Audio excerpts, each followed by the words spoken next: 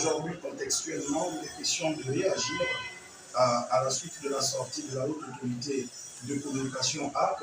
dans sa communication 0028/AC/2022 du 18 août 2022, dans laquelle la Haute Autorité pointait du doigt certains mauvais comportements dans le secteur, certains comportements qui minent la dynamique sectorielle. La Haute Autorité de la Communication faisait allusion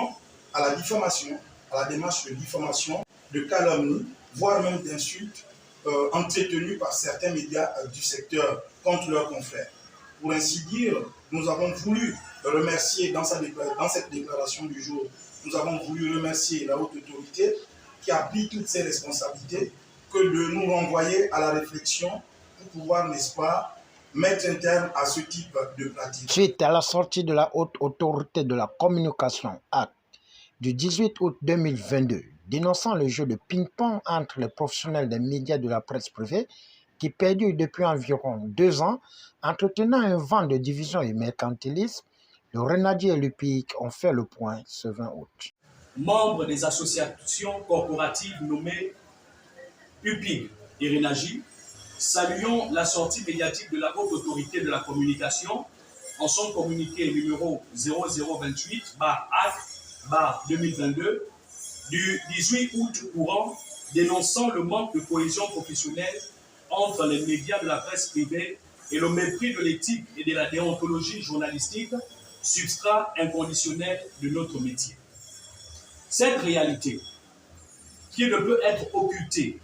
est présente au quotidien aux rapports socio-professionnels, perdure cependant depuis plus de 2 ans et non depuis quelques semaines, au point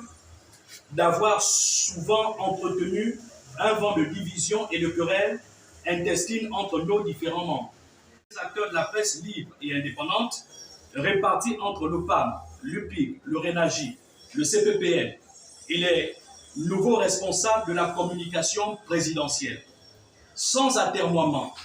les faits remontent depuis la nomination de Jessie Ena-Ekoga à la présidence de la République pour en assumer le porte-parole. Ce dernier s'est donné pour mission de créer une galaxie de médias pirates inexistants dans votre base de données, de même que dans celle du ministère de la Communication.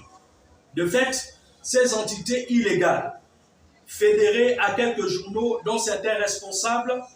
ont avoué avoir été sollicités par le communicant en chef de la présidence de la République, ont prospéré ces 2 dernières années dans la désinformation, l'invective aux confrères, la diffamation, l'injure publique. Excellence, Monsieur le Président de la Haute Autorité de la Communication, nous ne souhaitons pas pérorer. Nous vous l'avons dit, les acteurs sus-désignés sont identifiés. Il s'agit de la calotte, le look-look, le scalpel, le bazooka, la Libreville, la République, Relais Info Gabon, Focus Group Média, la Note d'Afrique, le Point 241, pour ne citer que cela. Si certaines de ces entités sont des titres de presse bien connus du paysage médiatique gabonais, d'autres, en revanche, en mission commandée, ont rejoint notre corporation par effraction.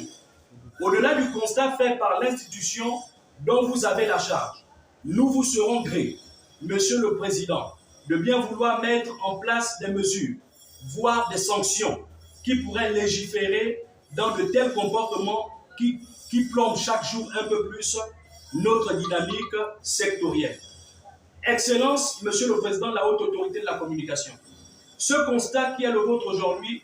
serait plus que constructif s'il pouvait également prendre en considération les conditions d'éligibilité pour la mise en place d'une entreprise de presse au Gabon, telle que stipulée dans notre Code de la communication.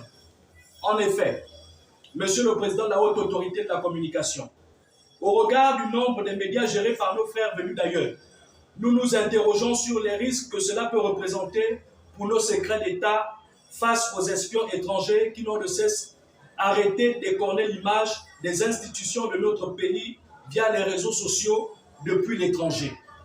Nous comprenons qu'il y ait des représentants des médias internationaux chez nous, mais nous nous interrogeons lorsque certains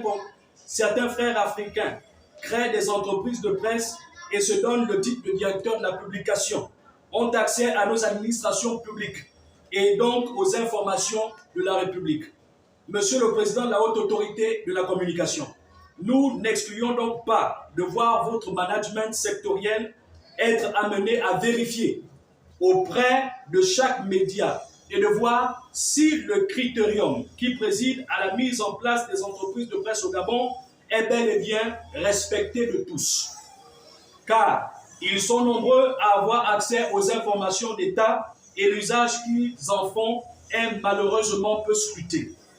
De même, nous vous exhortons de vérifier à la loupe la validité du séjour de chaque ressortissant étranger dans ce secteur stratégique qu'est la communication. Je vous remercie.